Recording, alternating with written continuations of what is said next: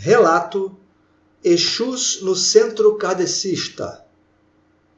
Autor Pablo de Salamanca.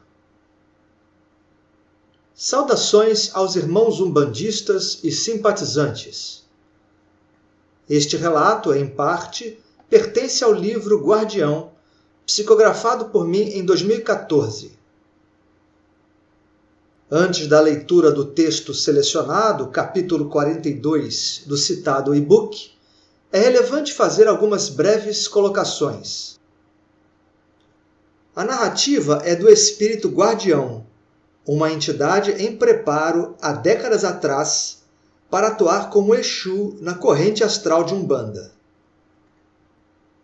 Ele revelou, nesta oportunidade, uma visita de aprendizado a um centro kardecista, onde estava acompanhado pelos instrutores e demais alunos. Então, é muito interessante notar o que ocorre nos bastidores espirituais de uma sessão espírita, no caso, com o foco numa palestra aos encarnados presentes. Vamos à leitura. Numa determinada oportunidade, Mestre Alceu nos preparou para uma atividade num centro espírita, onde a linha fundamental de raciocínio e ação seguia os preceitos de Allan Kardec. No nosso encontro prévio, o professor deixou algumas advertências, bem como planejou conosco o que iríamos fazer. No dia da sessão, descemos ao plano terreno. Logo a turma atingiu a localidade do centro kardecista, justamente faltando pouco tempo para o início de uma palestra. As pessoas já adentravam a construção, uma casa ampla com quintal, através de uma porta dupla que era a entrada principal.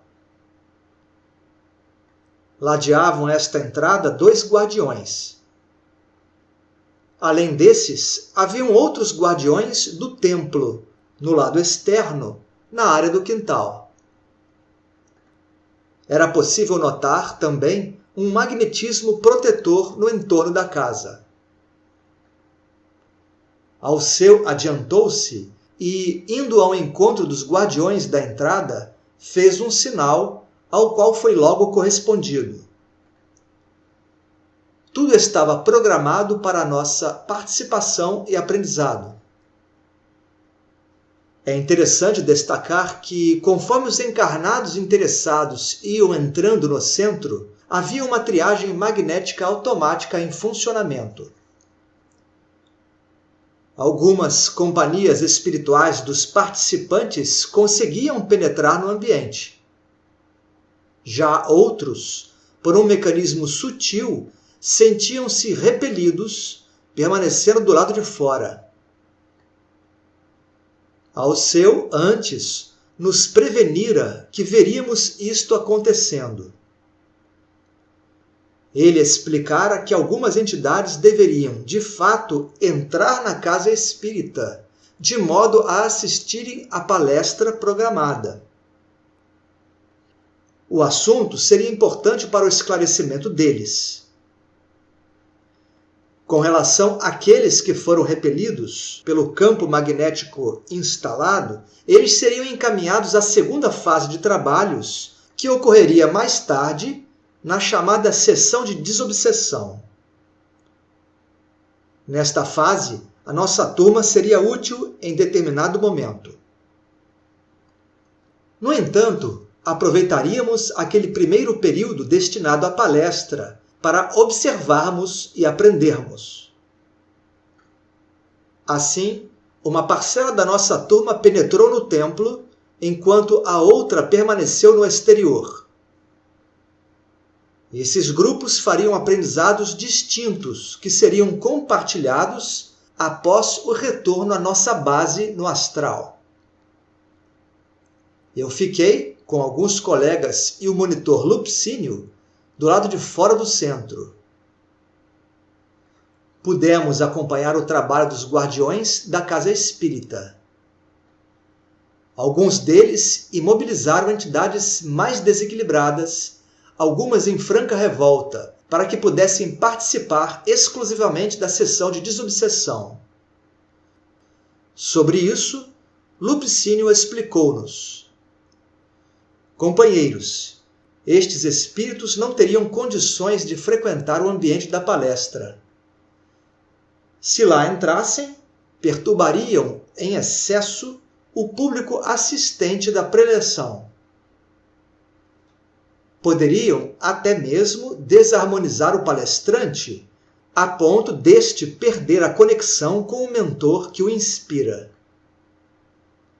Ao comentar isso, o monitor fez um sinal indicando que observássemos um pouco de onde estávamos o preletor e a entidade que o intuía durante a palestra. Pude perceber que o encarnado que falava tinha perto de 50 anos de idade. Atrás dele, permanecia de pé, com as mãos espalmadas em sua direção, um instrutor espiritual de aparência idosa. Em volta deste ser havia uma luz amarelo-dourada bonita e ampla. O assunto explanado era sobre culpas e o remorso. O conteúdo fluía muito bem, demonstrando-se que ações cometidas sem reflexão invariavelmente levavam à culpa e ao remorso. Não pude deixar de pensar no meu passado naqueles instantes, mas não entreguei-me ao remorso, seguindo a orientação do palestrante, que dizia que, alimentando-se este sentimento, permanece-se estagnado no tempo, preso ao passado. O ideal, segundo a dupla médium-mentor, era reconhecer onde falhamos e, a partir disso, mudar de atitude. Ou seja, colocar em prática novos pensamentos e sentimentos construtivos, o quanto antes.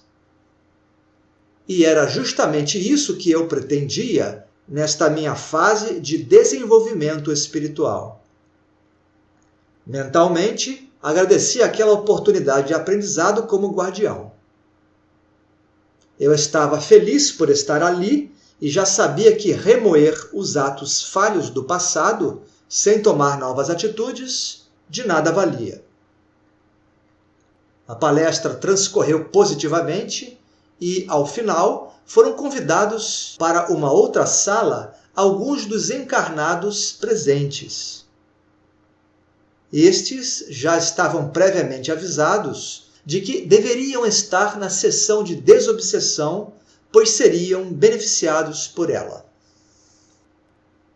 Bem, por este breve relato, se percebe que as divisões entre religiões ou vertentes espiritualistas no mundo astral não é tão evidente quanto no plano terreno. Aqui é onde há mais preconceito e separação entre os seres humanos. Do outro lado, há mais compreensão e colaboração. E quanto mais se alcançam níveis vibratórios mais sutis, maior é o trabalho conjunto e comunhão espiritual. Um dia, a humanidade terrena estará num movimento de irmandade mais profunda. Abraço a todos, com muito axé.